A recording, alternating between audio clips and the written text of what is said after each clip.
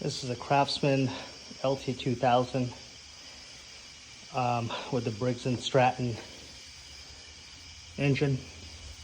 For the life of me, I could not figure out why I can't get this thing to start. Change the choke, change the carburetor, change the spark plug, ignition coil, starter coil. Fuel is good, fuel filter. Shear pin was fine on the flywheel. I took it off once. So I went to go re-inspect to see what the heck is going on. And I finally see a hairline crack on the flywheel. Because it's cracked, I can't get it to start. The timing is off just by very little. I've tried it with starter fluid also earlier, didn't work. But after a couple of hours of troubleshooting, finally found this